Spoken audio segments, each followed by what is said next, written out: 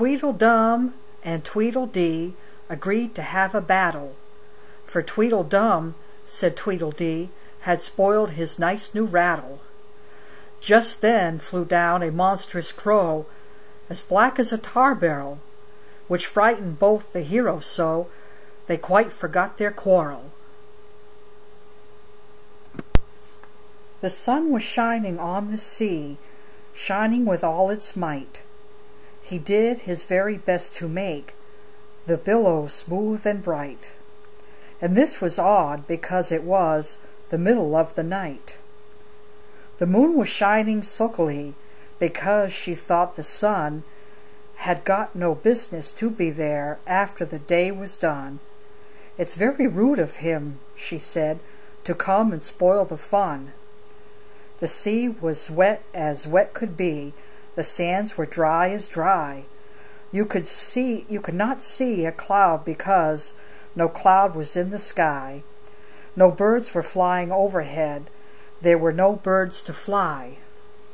The walrus and the carpenter were walking close at hand. They wept like anything to see such quantities of sand. If this were only cleared away, they said it would be grand. If 7 maids with 7 mops swept it for half a year, do you suppose, the walrus said, that they could get it clear? I doubt it, said the carpenter, and shed a bitter tear. O oysters, come and walk with us, the walrus did beseech. A pleasant walk, a pleasant talk, along the briny beach. We cannot do with more than 4 to give a hand to each. The eldest oyster looked at him, but never a word he said. The eldest oyster winked his eye and shook his heavy head, meaning to say he did not choose to leave the oyster bed. But 4 young oysters hurried up, all eager for the treat. Their coats were brushed, their faces washed, their shoes were clean and neat. And this was odd, because, you know, they hadn't any feet. 4 other oysters followed them, and yet another 4, and thick and fast they came at last, and more and more and more, all hopping through the frothy waves and scrambling to the shore. The walrus and the carpenter walked on a mile or so, and then they rested on a rock conveniently low, and all the little oysters stood and waited in a row. The time has come, the walrus said, to talk of many things, of shoes and ships and sealing wax, of cabbages and kings, and why the sea is boiling hot, and whether pigs have wings. But wait a bit, the oyster cried, before we have our chat, for some of us are out of breath, and all of us are fat. No hurry, said the carpenter. They thanked him much for that. A loaf of bread, the walrus said, is what we chiefly need. Pepper and vinegar besides are very good indeed. Now if you're ready, oysters dear, we can begin to feed. But not on us, the oysters cried, turning a little blue. After such kindness, that would be a dismal thing to do. The night is fine, the walrus said. Do you admire the view? It was so kind of you to come, and you are very nice. The carpenter said nothing but, cut us another slice. I wish you were not quite so deaf. I've had to ask you twice. It seems a shame, the walrus said, to play them such a trick, after we've brought them out so far and made them trot so quick. The carpenter said nothing but, the butter spread too thick. I weep for you, the walrus said. I deeply sympathize. With sobs and tears he sorted out those of the largest size, holding his pocket handkerchief before his streaming eyes. O oysters, said the carpenter, you've had a pleasant run. Shall we be trotting home again? But answer came here none. and this was scarcely odd, because they'd eaten every one.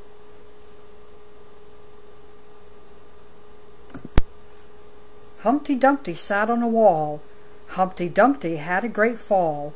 All the king's horses and all the king's men could put Humpty Dumpty in his place again.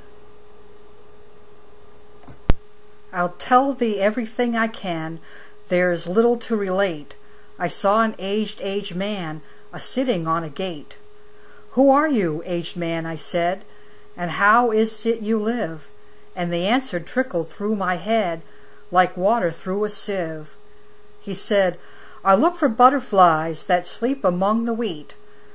I make them into mutton pies and sell them in the street.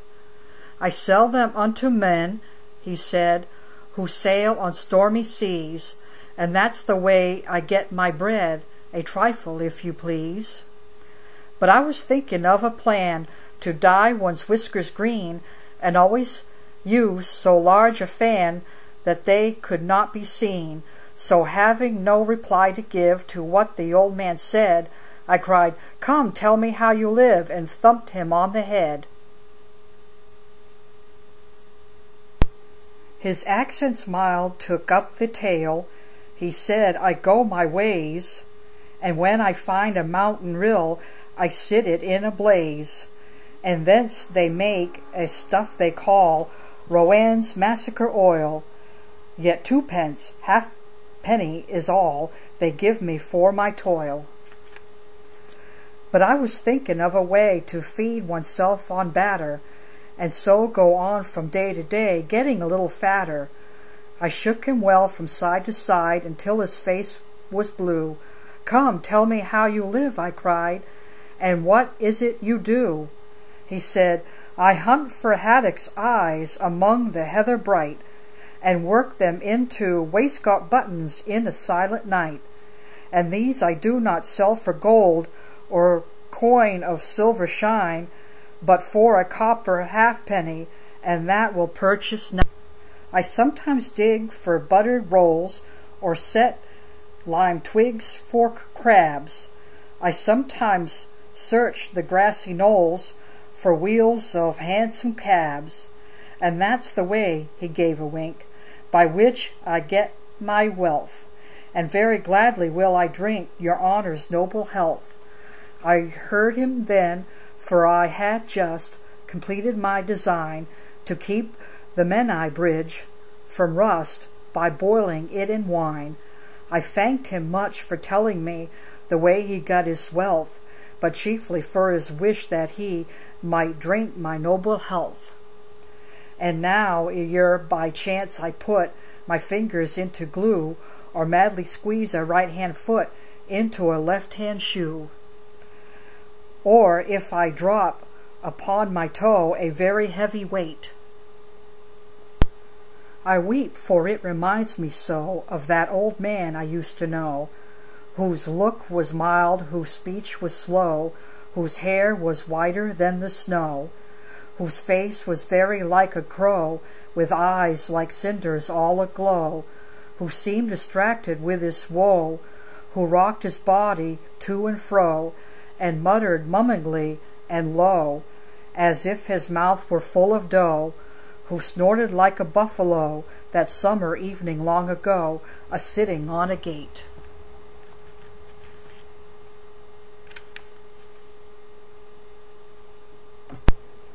In winter, when the fields are white, I sing this song for your delight. In spring, when woods are getting green, I'll try and tell you what I mean. In summer, when the days are long, perhaps you'll understand the song. In autumn, when the leaves are brown, take pen and ink and write it down. I sent a message to the fish. I told them, this is what I wish. The little fishes of the sea, they sent an answer back to me. The little fishes' answer was, we cannot do it, sir, because... I sent to them again to say, it will be better to obey. The fishes answered with a grin, why, what a temper you are in. I told them once, I told them twice, they would not listen to advice. I took a kettle large and new, fit for the deed I had to do. My heart went hop, my heart went thump. I filled the kettle at the pump. Then someone came to me and said, "The little fishes are in bed." I said to him, I said it plain, "Then you must wake them up again." I said it very loud and clear, I went and shouted in his ear. But he was very stiff and proud, he said, "You needn't shout so loud." And he was very proud and stiff, he said, "I'd go and wake them if." I took a corkscrew from the shelf, I went to wake them up myself. And when I found the door was locked, I pulled and pushed and kicked and knocked. And when I found the door was shut, I tried to turn the handle, but